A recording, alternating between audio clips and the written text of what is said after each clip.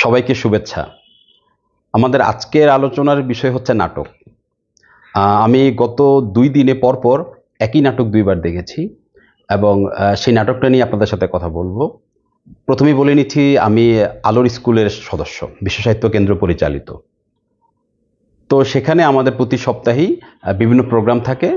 গত ১৮ তারিখ শুক্রবার ছিল মঞ্চনাটক। নাটকের দল দৃশ্যপট, সক্রেটিসের জবানবন্দি, খুব বিখ্যাত একটি নাটক, সেটা মঞ্চস্থ করবে।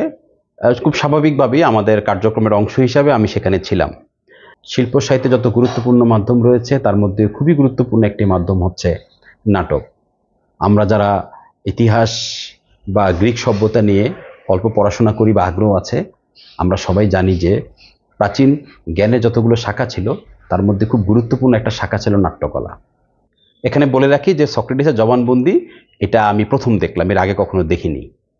এই নাটকটির ঐতিহ্যগত ঐতিহাসিক অনেক প্রেক্ষাপট রয়েছে, গুরুত্ব রয়েছে, সাহিত্যমানের ব্যাপার রয়েছে। আমি এক কথায় বলি যে নাটকটা দেখার পর আমি একদম বিমোহিত, আমি একদম মুগ্ধ। সক্রেটিস ৪৭০ খ্রিস্টপূর্বে এবং বলা যেতে পারে যীশুখ্রিস্টের জন্মেরও প্রায় ৪০০ বছর পূর্বে তার জন্ম হয়েছিল। তিনি মারা যান ৩৯৯ খ্রিস্টাব্দে। সক্রেটিস নিজে সরাসরি কোনো বই লিখেননি, তবে তার শিষ্য বা তার ছাত্র প্লেটোকে আমরা সবাই চিনি, বিখ্যাত দার্শনিক। সক্রেটিসকে নিয়ে প্লেটোর লেখা আপোলোগিয়া সোক্রাতুস অবলম্বনে শিশির কুমার দাস নতুন আঙ্গিকে রচনা করেছেন নাটক সক্রেটিসের জবানবন্দি। নাটকটির নির্দেশনা দিয়েছেন আলী মাহমুদ। নাটকটি আমি দেখলাম, প্রায় পিনপত নীরবতা ছিল বিশ্ব সাহিত্য কেন্দ্রের দোতলার ২০১ নম্বর হলরুমে। পুরো হলরুম ভর্তি দর্শক ছিল। অনেক দর্শক জায়গা না পেয়ে মাঝে হাঁটার জায়গায় বসে গেছেন, অনেক দর্শক সামনে বসেছেন, অনেক দর্শক পিছে দাঁড়িয়েছিলেন এবং অনেক দর্শক ঢুকতেও পারেননি, এরকম একটা অবস্থা ছিল। অসাধারণভাবে নাট্যদল দৃশ্যপট সেটা অভিনয় করলো। নাটকটা শুরুর আগেই নাট্যদল থেকেই বলা হলো প্রথমেই মঞ্চে এসে যে প্ল্যাটো রূপে যিনি অভিনয় করেছেন তিনি এসে বললেন যে নাটকটি ২টা ভাগে বিভক্ত। প্রথম অংশটা হচ্ছে সক্রেটিসের সন্ধান আর দ্বিতীয় অংশটা হচ্ছে সক্রেটিসের জবানবন্দি। সবাই জানি গ্রিসের অ্যাথেন্স নগরী ছিল গণতন্ত্র জন্য খুবই বিখ্যাত। যখন স্পার্টা অ্যাথেন্সকে দখল করে নেয় তখন স্পার্টা সেই গ্রিস থেকে অ্যাথেন্স নগরী থেকে গণতন্ত্রকে নির্বাসনে পাঠায়। তারা তখন ৩০ জন লোকের হাতে ন্যস্ত করে অ্যাথেন্সের শাসনভার। সেই ৩০ জন লোক পরবর্তীতে ৫০০ জনকে নিয়োগ করেন, তাদেরকে দিয়ে আইনসভা গঠন করেন। বলা যেতে পারে ৫০০ জন আমাদের সময়ের এমপিদের মতো। তো সেই ৫০০ জন আবার সেই রাষ্ট্রকে পরিচালনার জন্য ১১ জনের হাতে দায়িত্ব দেন। সেই ১১ জন হচ্ছে গুপ্ত পুলিশের মতো। অ্যাথেন্স নগরীতে এই যে ৩০ জনের যে শাসন, এই শাসন কাজ চলেছিল খুব বেশি না, মাত্র ৮ মাস। ৪০৪ খ্রিস্টপূর্বের সেপ্টেম্বর মাস থেকে খ্রিস্টপূর্ব ৪০৩-এর মে মাস পর্যন্ত। সাতুরোসের কানি যখন আসলো যে সক্রেটিস একজন আছেন সে অ্যাথেন্স নগরীতে, যিনি তাদের বিরুদ্ধে কথা বলেন, গণতন্ত্রের পক্ষে কথা বলেন, স্বৈরতন্ত্রের বিরুদ্ধে কথা বলেন, তখন সাতুরোস নির্দেশনা দিল যে তাকে ধরে আনতে হবে। এই নাটকের প্রথম অংশটা, যেটাকে আমরা বলছি যে সক্রেটিসের সন্ধান, এটা একটু কমেডি ধরনের। এখানে সক্রেটিসকে খুঁজতে গিয়ে কি ধরনের ঘটনার সৃষ্টি হয় বা তৈরি হয় সেটা আমি সরাসরি বলছি না। সরাসরি বললে হয়তো বা আপনারা যখন সরাসরি নাটকটি দেখবেন আপনাদের আগ্রহ অনেক কমে যাবে। তো এভাবেই নাটকের প্রথম অংশ শেষ হয়। নাটকের প্রথম অংশ শেষ হওয়ার পরে মাঝখানে 10 মিনিটের একটা বিরতি থাকে। আর সেই সময় সাধারণত যেটা হয়, দর্শকদেরকে অনুরোধ করা হয় যাতে দর্শকরা সেই সময় কোনো খাবার না আনেন হলরুমে, কারণ খাবার খাওয়া বা প্যাকেটের শব্দ হয়তো বা যারা অভিনয় করবেন তাদের বক্তব্য বা ডায়ালগ প্রক্ষেপণে সমস্যা হতে পারে। তো ঠিক 10 মিনিটের বিরতির পরে আবার পরবর্তী অংশ শুরু হয়। সেখানে হচ্ছে যেটা আমরাকে বলছি যে সক্রেটিসের জবানবন্দি। এই অংশটাতে সক্রেটিস থাকেন মঞ্চে, বিচারক থাকেন এবং তার বিরুদ্ধে ৩০ জন সেই শাসকরা যেই অভিযোগ আনে অ্যাথেন্সের, সেই অভিযোগের উপর শুনানি হয়।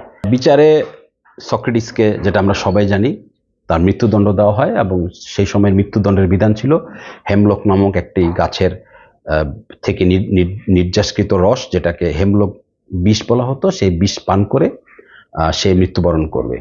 তো সে সময় অ্যাথেন্সে একটা বিচার ব্যবস্থা ছিল যে চাইলে যিনি দণ্ডপ্রাপ্ত তিনি তার জন্য লঘু কোনো দণ্ড নিতে পারবেন চেয়ে। সে সময় মঞ্চে সেই দিন বিচারে মঞ্চে উপস্থিত ছিল প্লেটো।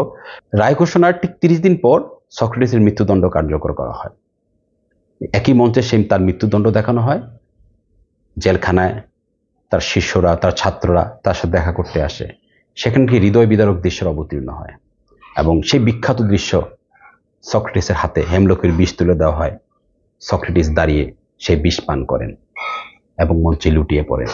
অসাধারণ এক দৃশ্য। পিনপন নীরবতায় সমস্ত হলরুমের দর্শক সেই নাটকটি দেখেছেন, আমিও দেখেছি। নাট্যদল দৃশ্যপট অসাধারণভাবে সে অভিনয়টি করেন এবং সেই নাটকটি মঞ্চস্থ করেন। আমার কাছে নাটকটি এতই ভালো লাগলো যে আমি মনে মনে আফসোস করতে থাকলাম যে এই নাটকটি আসলে একা দেখার মতো নয়। আমি অনেক দেরি করে নাটকটি দেখলাম, আমার আসলে নাটকটি অনেক আগেই দেখার দরকার ছিল। বিশ্ব সাহিত্য কেন্দ্রের মঞ্চে সেদিন ছিল দৃশ্যপট নাট্যদলের 158তম মঞ্চায়ন। ঠিক তার একদিন পর, অর্থাৎ 19 এপ্রিল শনিবার, শিল্পকলা একাডেমির এক্সপেরিমেন্টাল থিয়েটার হলে, সেখানেও হল ভর্তি দর্শক ছিলেন। সবাই পিনপন নীরবতা সেই নাটকটি দেখলেন। নাটকটিতে যারা অভিনয় করেছেন তার অভিনয় ছিল অসাধারণ। বিশেষ করে নাটক দেখার সময় আমার সারা মঞ্চেই আমার চোখ ছিল। ঠিক বিষয়টা এরকম না যিনি ডায়লগ বলছেন তার দিকে আমার চোখ ছিল, আমার চোখ সম্পূর্ণ মঞ্চেই ঘুরে বেরিয়েছে। আমি লক্ষ্য করেছি যারা যখন যাদের ডায়লগ ছিল না বা যাদের ঠিক ওই মুহূর্তে তাদের মুভমেন্ট ছিল না মঞ্চে, যারা চুপচাপ বসেছিলেন, তারা এক মুহূর্তের জন্য অভিনয়টা ছাড়েননি। অর্থাৎ পুরো সময়টাতে তারা তাদের অভিনয়ের মধ্যে ছিলেন। যেখান থেকে ব্যাকগ্রাউন্ড মিউজিক নিয়ন্ত্রণ করা হয়েছিল, আলোর প্রক্ষেপণ, শব্দের কাজ, আলোর কাজ, সব কিছু ছিল অসাধারণ। যিনি এই নাটকের পরিচালক আলী মাহমুদ, তিনি নিজেও একটি খুব প্রধান চরিত্রে অভিনয় করেন সক্রেটিসের জবানবন্দি নাটকে। সেটা ঠিক আমি এখন বলছি না, কারণ সব কিছু বলে দিলে আপনারা যখন নাটকটি দেখবেন আপনাদের সেই আগ্রহটা আর থাকবে না বা কমে যাবে। সক্রেটিসের জবানবন্দি নাটকটি এই যে 158তম বা 159তম মঞ্চায়ন হলো, ওনারা বিশ্ব সাহিত্য কেন্দ্রের সাথে অথবা এককভাবে সারা বাংলাদেশের বিভিন্ন শিক্ষা প্রতিষ্ঠানে তারা এই নাটকটি মঞ্চায়ন করেন। এই নাটকটি প্রথম থেকেই খুব অল্প বয়সে দেখা উচিত, এ কারণে যে সক্রেটিসের জবানবন্দি নাটকটি শুধু একটি নিছক নাটক নয়, এটার একটি ঐতিহাসিক ভিত্তি রয়েছে, ঐতিহাসিক গুরুত্ব রয়েছে, সাহিত্য মূল্য রয়েছে, তারপরে আমাদের যে শিল্পকলার একটা প্রধান মাধ্যম নাটক, তা তো অবশ্যই রয়েছে। তা আমি অনুরোধ করব আপনারা এই নাটকটি দেখবেন। নাটকটি মঞ্চায়ন যারা করতে চান শিক্ষা প্রতিষ্ঠানে অথবা অন্য কোনোভাবে, তারা এই সুযোগটি তারা নিতে পারেন।